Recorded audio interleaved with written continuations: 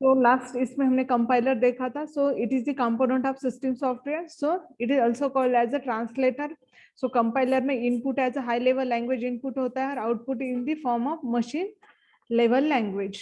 Okay, so इसमें again error message भी throw होते हैं अगर कुछ एरर अवेलेबल है तो. Okay okay, then what are the phases of compiler? There are 6 phases of compiler. First the input file, then lexical analyzer, syntax analyzer, semantic analyzer, intermediate code generator, code optimizer, code generator. These are the phases of compiler. Okay, so in lexical analyzer token are generate. Okay, so using this token यहाँ पर syntax check किया जाएगा और next syntax tree या उसको बोलते parse tree क्या होगा, generate होगा. Okay, देन सिमेटिक एनालाइजर में क्या होगा, चेक होगा और जो भी सेंटेंस है उसका मीनिंग क्या होगा, यहाँ पर check meaning of sentence. Okay, then intermediate code में क्या होगा, using the 3 address code method. यहाँ पर नंबर ऑफ मेथड है, मैं एग्जांपल ले रही हूँ कि एक 3 एड्रेस कोड मेथड से क्या होगा, यहाँ पर एक कोड जनरेटर होगा जो कि इजी होगा, कोड जनरेटर के लिए इजी होगा, इस टाइप का एक कोड जनरेट यहाँ पर होगा. एंड देन कोड ऑप्टिमाइज होगा क्योंकि यहाँ पर लेंथ कोड की ज्यादा होगी तो यहाँ पर ट्राई किया जाएगा कि उस कोड की लेंथ कम करनी है. सो लेंथ यहाँ पर कम हो जाएगी, मतलब वहां पर मीनिंग चेंज नहीं होगा, आउटपुट जो भी है वो आउटपुट सेम आएगा. ओके, एंड देन यहाँ पर लास्ट फेज में क्या है, आउटपुट कोड जनरेटर. सो असेंबली लैंग्वेज का जो भी आउटपुट है वो एज यहाँ पर क्या आएगा, असेंबली लैंग्वेज का जो कोड है वो एज यहाँ पर आउटपुट आएगा असेंबलर में. Okay, so these are the phases of compiler, please याद रखो. एंड देन इसके जो भी कंबाइन में हर फेज में सिंबल टेबल या मेंटेन होगा या यूज होगा. लेक्सिकल एनालाइजर में जो भी सिंबल्स आएंगे, आइडेंटिफायर जो आएंगे, वो उसकी जो भी एंट्री वो यहाँ पर होगी विथ एड्रेस विथ रेफरेंस यहाँ पर अवेलेबल होगी. अगेन यहाँ पर लोकल रेफरेंस है या ग्लोबल रेफरेंस है, ये भी एंट्री यहाँ पर होगी. ठीक है, एंड देन अगर कुछ एरर मैसेज हर फेज में, यहाँ पर अगर सिंबल डिक्लेयर यूज नहीं किया तो वो यहाँ पर सिंटैक्स का कुछ इश्यू है तो वो यहाँ पर टाइप चेकिंग मिसिंग है तो इस टाइप के एरर यहाँ पर आएंगे. Okay, so these are the phases of compiler. अब अभी जो करने वाले हम क्या करने वाले, एक एग्जांपल सॉल्व करने वाले हैं. सो जस्ट अ मिनट, मैं यहाँ पर एग्जांपल ओपन करती हूँ. सो अब हमें क्या करना है, यूजिंग दिस फ्रेजेस हम क्या करेंगे, एग्जाम्पल क्या करेंगे, सॉल्व करेंगे. ओके, सो मैं जब तक वो एग्जाम्पल ओपन कर रही हूँ तब तक किसी को कुछ प्रॉब्लम है तो प्लीज बोलो.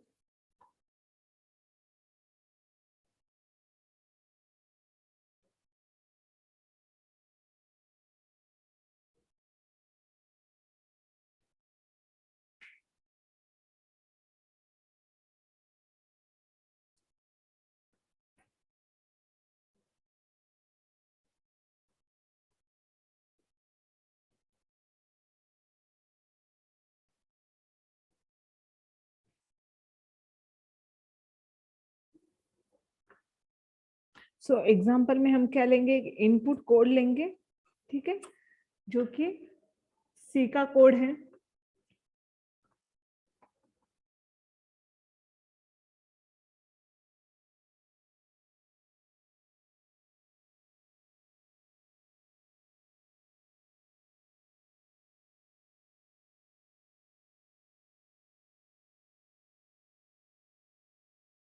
कल मैंने एग्जाम्पल दिखाया था at the end of lecture, मैं कौन सा एग्जाम्पल लेने वाली थी वो दिखाया था, राइट. सो हम बेस्ड ऑन दिस कंपाइलर हम 2 एग्जाम्पल सॉल्व करेंगे. ठीक है,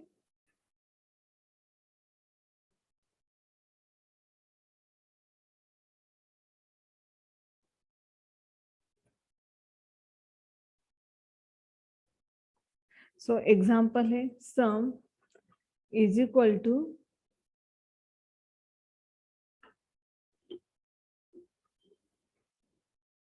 old sum plus rate into 50. Okay, ये एग्जाम्पल है. एग्जाम्पल समझ में. सो अब क्या करना है, ये इनपुट है तो अब कौन से फेज के पास जाएगा वो, लेक्सिकल एनालाइजर के पास। सो लेक्सिकल एनालाइजर क्या करेगा, इसको टोकन में जनरेट करें। सो टोकन में कैसे आएगा इसका आउटपुट, ये सम है, वो क्या है, ID1। फर्स्ट आइडेंटिफायर इसलिए यहाँ पर लिखना ID1, okay, equal ID2। Then आप अगेन क्या लिख सकते हो, एक मिनट, देन आप यहाँ पर लिख सकते हो, यहाँ पर हम लिख भी सकते हैं कि ऑपरेटर है, ये भी क्या है, इक्वल ऑपरेटर है, ऑपरेटर भी लिख सकते हैं। डायरेक्टली अभी ऐसे सॉल्व करने के लिए ऐसे दिखाना है तो हम ऐसे भी लिख सकते हैं, ID4। ओके, सो ये यहाँ पर क्या लिखा, लेक्सिकल एनालाइजर में ये ID1 ID2 plus ID3 into ID4, यहाँ तक क्या। देन नेक्स्ट फेज कौन सी है, सिंटैक्स एनालाइजर, ओके, इसको बोलते हैं पार्सर। इसका अनदर नेम क्या है, पार्सर। सो पार्सर का काम क्या है कि सिंटैक्स ट्री जनरेट करते हैं। सो इक्वल, देन यहाँ पर हमें ट्री जनरेट करना है, ओके। सो ट्री में ये क्या है, हमारा रूट है, मेन है। सो यहाँ पर इक्वल, इक्वल के लेफ्ट साइड में हम ID1, देन यहाँ पर इन बिटवीन कौन सा सिंबल आएगा, प्लस, प्लस के लेफ्ट साइड में क्या है, ID2। देन यहाँ पर अगेन इनटू आएगा, then ID3, then ID4, okay okay. So ये होने के बाद नेक्स्ट फेज कौन सी है, semantic analyser. So semantic analyser में क्या होगा, सिमेटिक एनालाइजर में ट्री ही जनरेट होगा, लेकिन यहाँ पर क्या चेक होगा कि उसका मीनिंग या टाइप चेकिंग करना। टाइप चेकिंग मतलब क्या, इंटीजर, फ्लोट वगैरह इस टाइप की टाइप चेकिंग होगी, ओके। सो यहाँ पर अगर हम अभी यहाँ पर पूरे आईडी है, लेकिन यहाँ पर जो नंबर है वो क्या नंबर है, 50।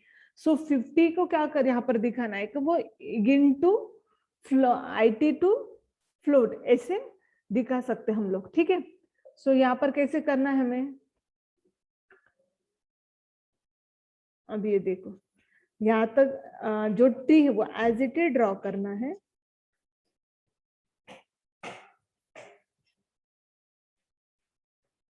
यहाँ तक कुछ भी चेंज नहीं है, यहाँ तक हमने as it is tree draw किया।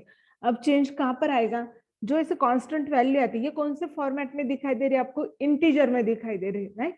सो अब यहाँ पर क्या है, ये इंटीजर में है, लेकिन यहाँ पर इनटू हो रहा है। अभी रेट की वैल्यू क्या आएगी ये आपको पता नहीं है, ओके।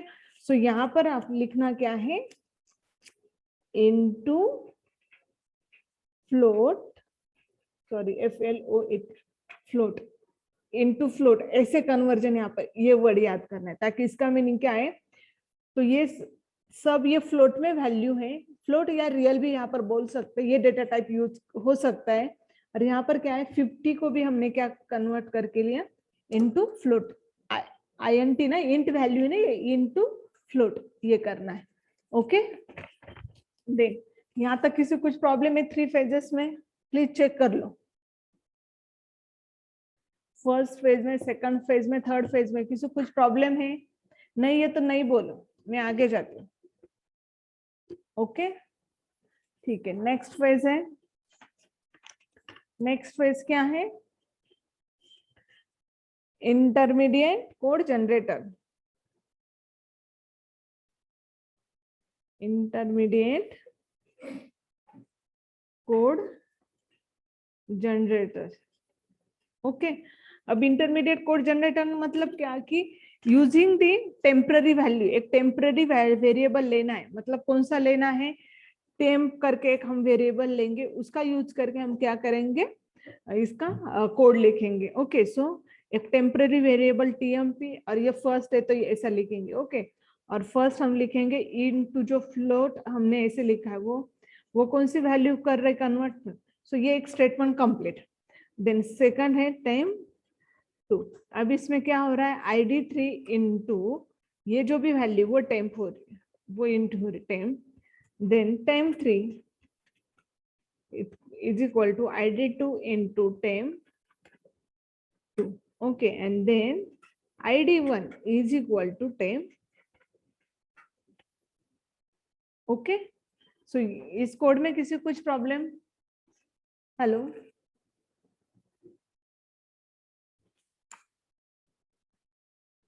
ओके। सो यहाँ पर इतना ये बताना है मुझे कि एक टेम्परेरी वेरिएबल लिखना है और स्टार्ट कैसे करनी है फ्रॉम यहाँ से।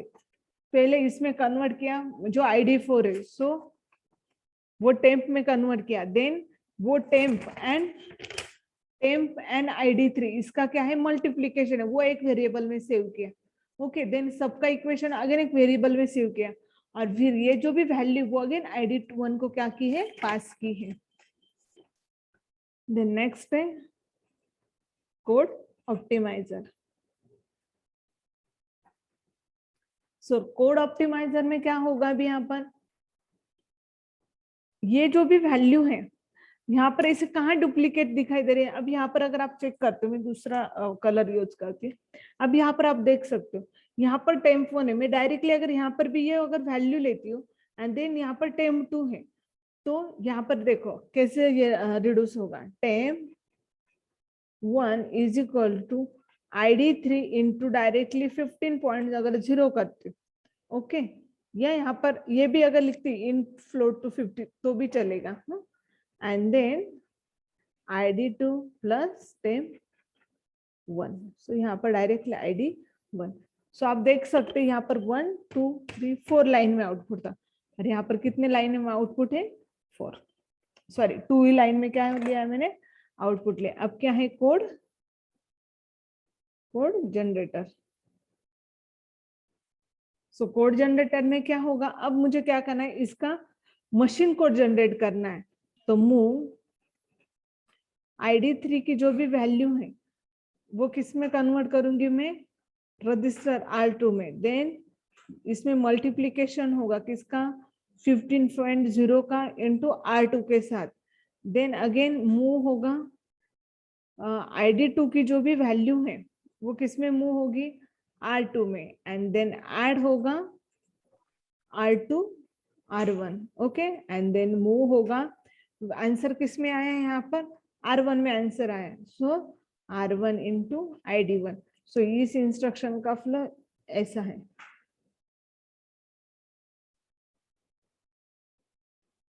ओके, सो ये था एग्जाम्पल, ठीक है। सो एग्जाम्पल में आप देख लो, अगर कौन से भी स्टेप्स में अगर किसी को कुछ प्रॉब्लम है तो आप देख लो। यहाँ पर सिर्फ ID1 ID2 ID3। हाँ बोलो गोविंदा, बोलो ना। मैम वापस एक बार बताओ ना। फर्स्ट क्या करना है, जो भी स्टेटमेंट है लेक्सिकल एनालाइजर का यूज क्या होता है हम टोकन में डिवाइड करते हैं। सो टोकन या ID1 जो जिस वेरिएबल दिखाई देते हैं उसके रिप्लेस ID1 करना है। यहाँ पर अभी ऑपरेटर ये वर्ड यहाँ पर यूज नहीं करेंगे, हम डायरेक्टली ऑपरेटर लिख रहे हैं यहाँ पर, ठीक है। इक्वल टू देन ओल्ड सम, ये क्या है एक वेरिएबल है, सो ओल्ड सम के रिप्लेस लिखा ID2, ये भी क्या वेरिएबल है और ये भी क्या है कांस्टेंट लेकिन वो वेरिएबल है, सो यहाँ पर है ID4, ओके। देन अब ये हुआ फर्स्ट फेज का आउटपुट, ये आउटपुट किसको एज इनपुट जाता है सिंटैक्स एनालाइजर को। सो सिंटैक्स एनालाइजर क्या करेगा इसका ट्री जनरेट करेगा। सो ट्री का पर्पस क्या है कि यहाँ पर क्या चेक होगा, check syntax. So check syntax कैसे होगा वो चेक करें, लेफ्ट एंड राइट नोड अगर चेक होता है तो वहां से सिंटैक्स करेक्ट या रॉन्ग है ये पता चलता है, राइट। सो यहाँ पर इक्वल, सो यहाँ पर इक्वल ये एज अ रूट लेना है हमें। देन यहाँ पर ID1, ओके, सो यहाँ पर ID1 ये कौन से साइड में आएगा लेफ्ट साइड में आएगा। देन यहाँ पर ये प्लस इसके लेफ्ट में ID2 आएगा, लेकिन इसके राइट में कितनी वैल्यू दिखाई दे रही 3 का जो भी सेंटर वो का है इनटू है, सो इनटू यहाँ पर आएगा। देन ID3 एंड ID4 यहाँ पर आएगा, ठीक है। मतलब ये प्रैक्टिस से होगा, इस वजह से हम क्या कर सकते सिंटैक्स ट्री जनरेट कर सकते हैं, इसको पार्स ट्री भी बोलते हैं, okay. From the parse tree हम सिमेटिक एनालाइजर के पास जाएंगे, वहां पर भी क्या होगा इस टाइप का ट्री जनरेट ही होगा, लेकिन यहाँ पर क्या चेक किया जाएगा वो जो भी अभी इस ट्री में बोल रही हूँ मैं, ये एग्जांपल के लिए बोल रही हूँ, इसमें क्या होगा यही वैल्यू है जो क्या है इंटीजर में, लेकिन आगे का जो कैलकुलेशन दिखाई दे रहा है, ठीक है। यहाँ पर ऐसा अजम्पशन है कि ये पूरे किस में आएंगे फ्लोट में आ सकते हैं या रियल में आ सकते हैं, तो क्या होगा इसको लेकिन ये तो इंटीजर में है, तो ऐसे टाइप चेकिंग नहीं चलेगी ना, हर एक का टाइप सेम। मैं डेटा टाइप की बात कर रही हूँ, हर डेटा टाइप यहाँ पर क्या होना चाहिए, सेम। लेकिन यहाँ पर डेटा टाइप दिखाई दे रहा है इंटीजर, और यहाँ पर ऐसा लग रहा है कि ये सब कौन से टाइप में आ रहे, फ्लोट डेटा टाइप डिक्लेयर हो गए। तो यहाँ पर क्या कंसीडर करना है, उसको सिर्फ इतना एक कन्वर्ट करके लेना, ID1 को क्या कन्वर्ट करना करके लेना है, इन कन्वर्ट कैसे हो रहा है, इनटू फ्लोट कन्वर्ट करना, इतना ये दो ट्री में चेंज करना है। ठीक है, नेक्स्ट जो भी है वो क्या है, मैम वो कन्वर्ट का वापस बताओ ना, वो कन्वर्ट का वापस बताओ। यहाँ तक किसी कुछ problem? No ma'am. As it is ऐसा ट्री ड्रॉ करो। ओके, अब यहीं पर क्यों करना है, मैंने ID3 को क्यों नहीं किया, ID4 को ही क्यों किया, ID2 को नहीं किया, ID1 को नहीं किया इनटू फ्लोट, सिर्फ ID4 को ही क्यों किया, क्योंकि रीजन है ID4 means 50। Agree? Yes ma'am. हाँ, यस मैम। तो 50 ये इंटीजर में वैल्यू दिखाई दे रहे हैं आपको, यस और नो? Yes ma'am. सो और बाकी का ऐसा जम्पशन है, क्योंकि जब भी मल्टीप्लीकेशन ऐसे आते हैं या डिवीजन ऐसा अगर आता है, तब क्या होता है, ये फ्लोट या रियल इस टाइप का डेटा टाइप कंसीडर होता है। ठीक है, सो इस अजम्पशन के बेस पर हमें क्या करना पड़ेगा, ये जो भी 50 उसको इनटू फ्लोट ऐसा कन्वर्जन, आप डेटा टाइप कन्वर्जन सी में पता है या नहीं, ये बोलो तो, ये कंसेप्ट पता है या नहीं, डेटा टाइप कन्वर्जन नहीं है तो पता है ना। ओके, क्यों करते हैं हम लोग, सपोज अगर इंट में अगर डेटा है, इंट में अगर ए है और फ्लोट में अगर बी है, तो हम क्या करते हैं,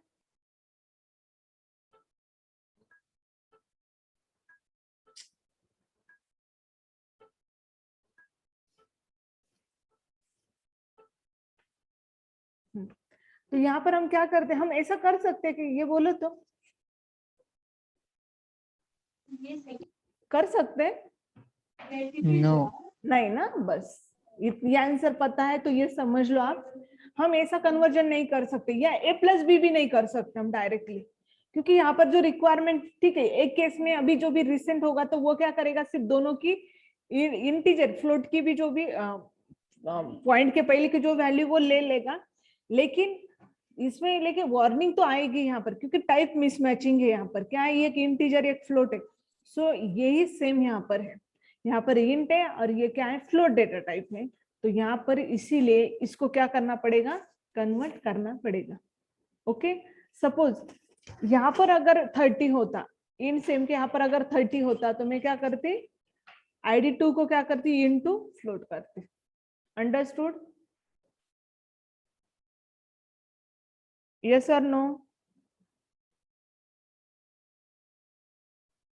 सच में समझ में आए तो बोलो हेलो, आगे जाना है मैंने, हेलो? यस मैम, समझा। ओके, नेक्स्ट स्टेप है इंटरमीडिएट कोड जनरेटर। ओके, इसके नंबर ऑफ मेथड है, लेकिन जो ज्यादा फेमस है वो है 3 एड्रेस कोड मेथड। सो ये दो शॉर्ट में मैं इसके बारे में बोलती हूँ, फिर यहाँ पर आती हूँ। सो 3 एड्रेस कोड मेथड क्या होती है, जिसमें टेम्पररी एक वेरिएबल का नाम और यहाँ पर A+B, मतलब क्या, operand 1 plus operator and operand, ऐसी वैल्यू, इस फॉर्मेट में ये डेटा होता है। 2 ऑपरेंट होते हैं और ये कौन सा भी तो ऑपरेटर होता है। सो 1 2 3 वेरिएबल में ये क्या होता है, ये पूरी एक लाइन लिखते हैं हम लोग। ठीक है, सो इसलिए उसको बोलते हैं 3 एड्रेस कोड मेथड। सिंटैक्स क्या है इसका, एक variable, okay, operand is equal to operand 1, then operator, then operand 2। इस फॉर्मेट में ये 3 एड्रेस कोड वर्क होता है। ठीक है, सो इस बेस पर हमें क्या करना है, प्रीवियस जो भी ये है ट्री है, इस हिसाब से हमें क्या लिखना है, सिंटैक्स। सो अगर ट्री से नहीं समझ में अगर आ रहा है तो आप ये इसका भी डायरेक्टली यूज कर सकते हो, ये सेंटेंस का। ठीक है, सो ये सेंटेंस क्या है, फर्स्ट हम टेम्परेरी वेरिएबल, तो जाना कहां से, आपको बॉटम से जाना है। ID4 में क्या लिखा है, इनटू फ्लोट। ठीक है, ID4 में क्या लिखा है, इनटू फ्लोट। सो अभी ID4 ये वेरिएबल नहीं लेना, हमें क्या लेना है, एक टेम्पररी वेरिएबल उसमें सेव किया, राइट।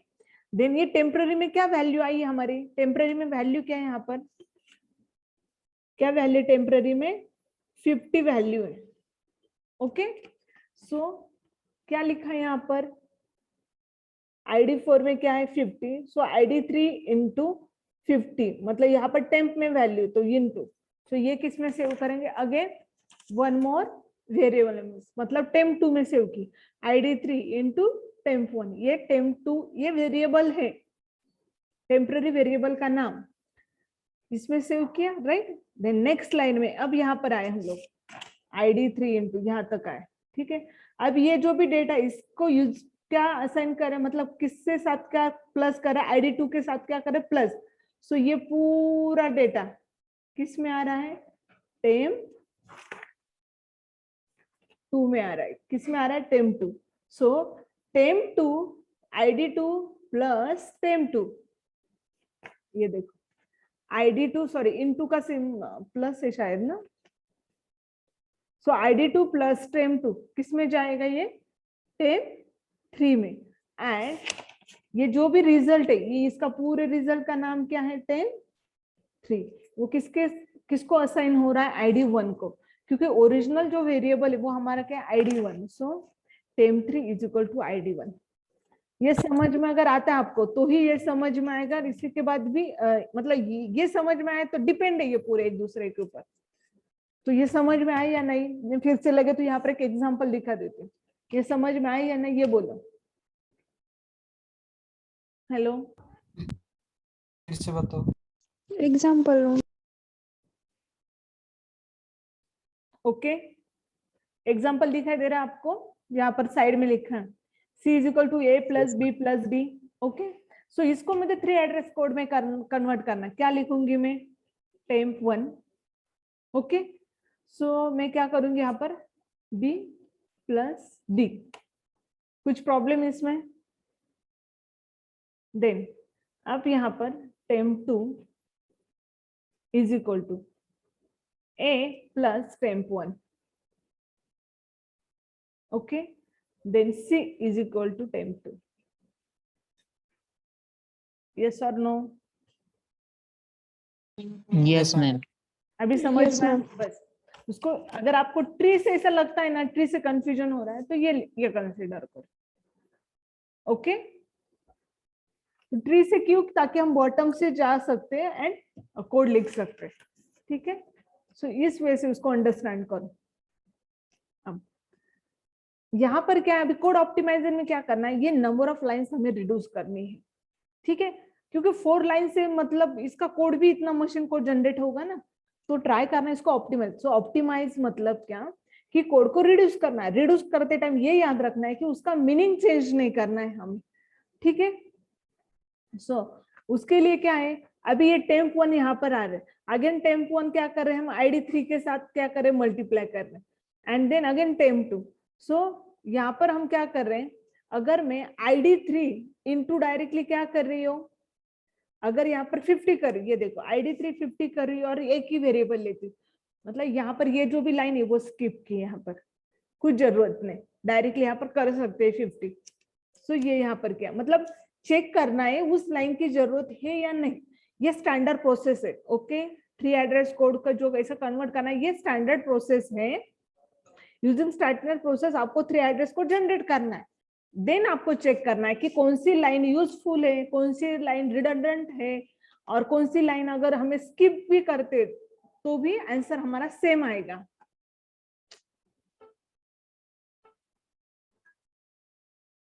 ओके सो ये अगर लाइन स्किप करते तो भी चलेगा। सो ID3 यहाँ पर, और ये स्किप हुआ मतलब टेम्प की जगह पर डायरेक्टली मैंने वैल्यू दी, सो यहाँ पर ये टेम्प 2, तो यहाँ पर ये लाइन अभी यहाँ पर लिखी है डायरेक्ट, लेकिन टेम्प 1 के जगह कर क्या लिखा है 50।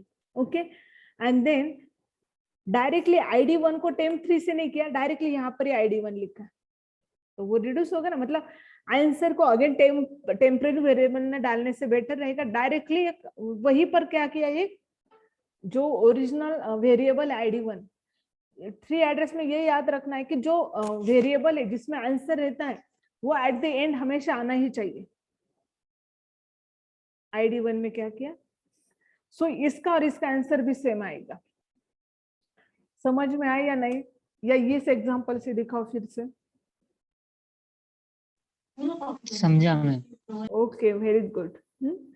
अब यहाँ तक आए तो ये बहुत इजी है। आपको क्या करना है, आपको जो इंस्ट्रक्शन पता है असेंबली की, जो इंस्ट्रक्शन, मूव मतलब क्या, कौन से भी कोड को हम मूव कर सकते हैं। मल्टीप्लीकेशन मतलब मल्टीप्लाई करना, ऐड करना मतलब ऐड करना, राइट। सो ये 2-3 इंस्ट्रक्शन जनरली यूज होती है। सो मूव क्या करेंगे हम, ID3 जो भी है, जनरली यहाँ पर ऐसे भी आता है F करके, तो उसका मीनिंग आता है फ्लोट। तो यहाँ पर सब फ्लोट इंस्ट्रक्शन, इसलिए हर जगह पर F है। वो याद रखो प्लीज, इसलिए मैंने वो रुका के रखा था, क्योंकि पहले लिखती तो आपको लगता है इसे इतना बड़ा क्यों हो गया। मूव मतलब नॉर्मल इंटीजर वैल्यू, F मतलब वो फ्लोट से ट्रीट होता है, इसलिए सो मूव। अब ID3, ये जो भी ID3 है, ID3 कहाँ है, ये उसकी जो भी वैल्यू है, ID3 की जो वैल्यू, वो किस में जा रही है, ये दिखाई दे रहा है। अभी हमें किसके ऊपर कॉन्सेंट्रेट करना है, ये 2 लाइन के ऊपर, इसको हम कोड में कन्वर्ट करना। सो ID3 ID2 में एक रजिस्टर में लेके गए। अब इस इंस्ट्रक्शन में होता क्या है, जो असेंबली इंस्ट्रक्शन है, आपको अगर याद है तो उसमें हर टाइम एक रजिस्टर चाहिए। जो भी इंस्ट्रक्शन आती है हम उसको लिखते हैं, तब क्या चाहिए, इंस्ट्रक्शन में एक रजिस्टर कंपलसरी चाहिए और बाद में एक आधा वेरिएबल चाहिए। ओके, सो ID3 को R2 में कन्वर्ट किया एंड देन मल्टीप्लाई किया। किस किस का मल्टीप्लाई किया, आप देख सकते 50 एंड देन R2 में क्या आया हमारा, ये 2 लाइन तक बोलो तो मैं आगे जाऊंगी। फर्स्ट मैम इंस्ट्रक्शन वापस एक बार बताओ ना।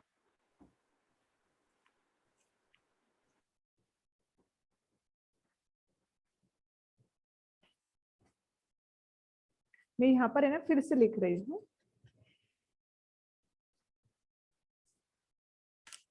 ओके, प्लीज कॉन्सेंट्रेट करो ये 2 लाइन में। इसका मशीन कोड जनरेट करना है, तो मशीन इंस्ट्रक्शन का फॉर्मेट याद रखो। यहाँ पर आता है mnemonic, then operand 1 and operand 2। ये क्या है, मशीन का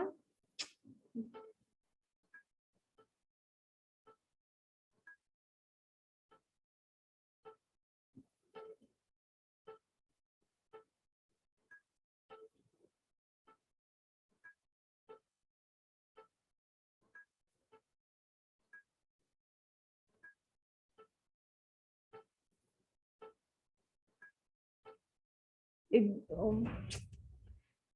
जो भी इंस्ट्रक्शन उसका फॉर्मेट है कि ऑपरेंट 1 चाहिए, नहीं ऑपरेंट 2, और कंपलसरी इसमें से एक जो भी ऑपरेंट है वो क्या चाहिए, रजिस्टर चाहिए।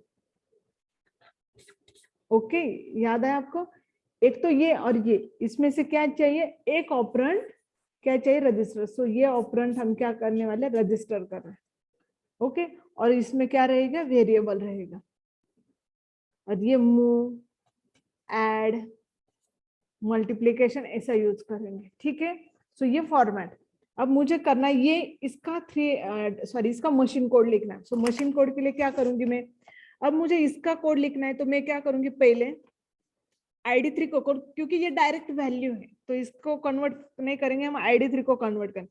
सो क्या करेंगे, मूव करेंगे, मूव ID3 को किस में कन्वर्ट करेंगे, R2, R1 R2, generally R1 में जनरली रिजल्ट रहता है। सो R2 R3 ये यूज करो, ये टेम्पररी वेरिएबल है, सॉरी रजिस्टर है ये। सो R2 में क्या किया मैंने, कन्वर्ट किया। इस लाइन में किसी को कुछ प्रॉब्लम,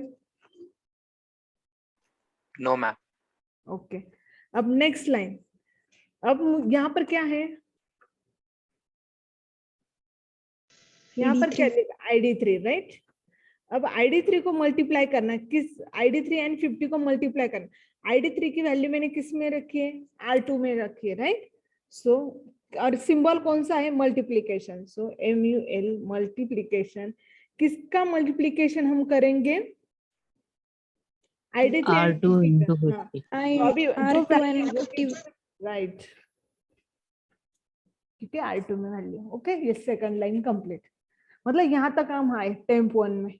ओके, अब क्या हमारा नेक्स्ट वैल्यू, नेक्स्ट क्या है ID2। सो अगेन मूव करो। अब जो भी रिजल्ट है, रिजल्ट किस में आया है कौन बताएगा? टेम्प 1 नहीं, इसमें ये यहाँ पर बराबर बताया आपने, मैं इसकी बात करी, इसमें रिजल्ट है। ओके, मतलब यहाँ पर हुआ कैसे, मैं बोलती हूँ R2 is equal to 50 into R2, ऐसे हुआ। ये दिखाई दे रहा है आपको? ये एग्जीक्यूट कैसे हो रही है? R2 में रिजल्ट आया, R2 इंटू 50 इंटू R2। इसमें क्या होता है, रजिस्टर के कंटेंट पे लेते हैं और जो रिजल्ट आता है वो किस में सेव होता है? रजिस्टर में सेव होता है। अंडरस्टूड और नॉट? Yes, ma'am. सो ये इसमें रिजल्ट आया है। ओके, सो R2 में हमारा मल्टीप्लीकेशन सेव है। सो अगर मल्टीप्लीकेशन मतलब जो टेम्प में है वो अभी हमारा किस में है? R2 में है। R2. ओके, अब क्या करना है, मतलब टेम्प 1 और जिसके साथ क्या किया है ID1 2 को क्या किया प्लस, लेकिन ID2 हमें कहीं पर तो प्लेस करना पड़ेगा ना? यस और नो? Yes. तो हम क्या करेंगे, ID2 किस में मूव करेंगे? ID1 में मूव करेंगे। ओके, यहाँ पर 1 चाहिए था, किया मैंने।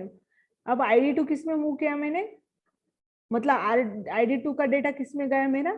R1 में। अब क्या R1. करेंगे, ऐड किस किस को करेंगे? R1 and R1 ID. R2 right. Okay, and then अभी रिजल्ट किस में आया कौन बताएगा? R2 में आया है। R2 सो मूव किसको करेंगे हम? मूव चेक कर लो, मैं ये ओपन रखती हूँ, आपको 1-2 मिनट में अटेंडेंस सेंड करती हूँ, तब तक ये देख लो। फर्स्ट फेज का नाम, first phase is lexical analyser.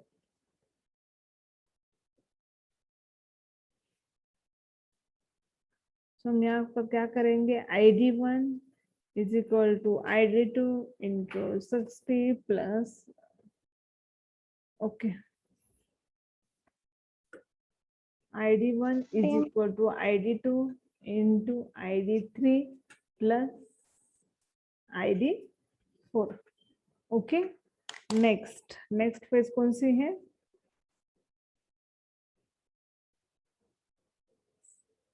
Syntax analyser. Syntax check करते हैं, इसलिए यहाँ पर फेज का नाम है सिंटैक्स एनालाइजर।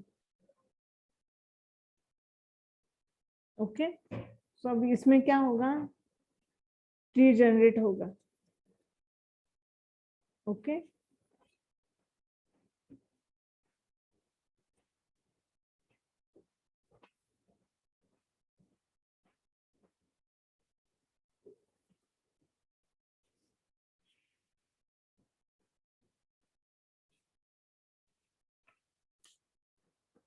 नेक्स्ट फेज है सिमेटिक एनालाइजर। सो अब इसमें क्या होगा,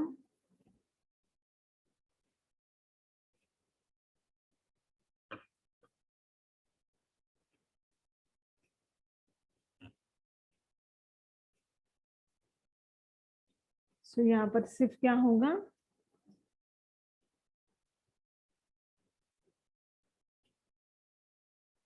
into float. Then next phase रहेगी इंटरमीडिएट कोड जनरेटर। सो कैसे लिखेंगे हम यहाँ पर इंटरमीडिएट कोड जनरेटर? सो यहाँ पर क्या आएगा, लास्ट इससे जाना बॉटम से। ओके, सो यहाँ पर क्या लिखेंगे हम लोग, temp1 is equal to into float, क्या वैल्यू है 60। देन temp2, ये temp1 एंड ID4, इनका क्या होगा प्लस temp1। यहाँ तक कंप्लीट हुआ, राइट।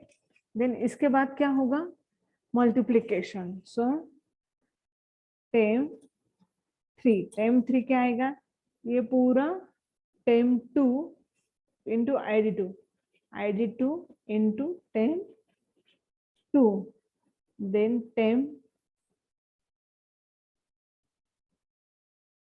ओके। अब क्या आएगा यहाँ पर, ID1 is equal to time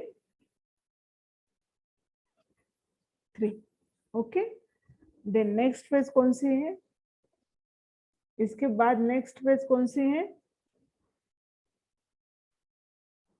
code optimiser. So code optimiser में क्या होगा, कोड ऑप्टिमाइजर में क्या होगा,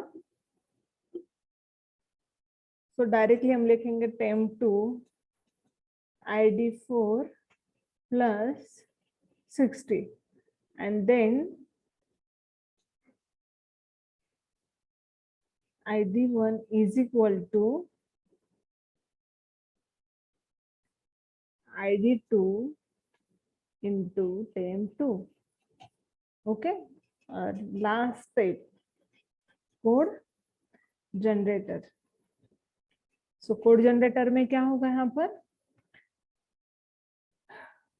मूव क्या होगा, ID4 इंटू R2 में करेंगे, देन ऐड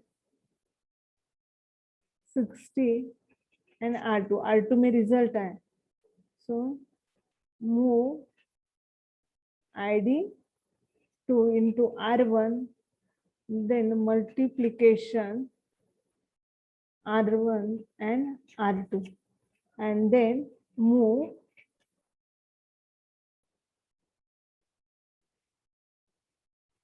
क्या करेंगे हम लोग, R2 इंटू, तो this is final output, okay. So अभी मैंने दोनों भी एग्जांपल सॉल्व किए हैं, ओके। सो यहाँ पर हमने कंपाइलर विद देयर एग्जांपल यहाँ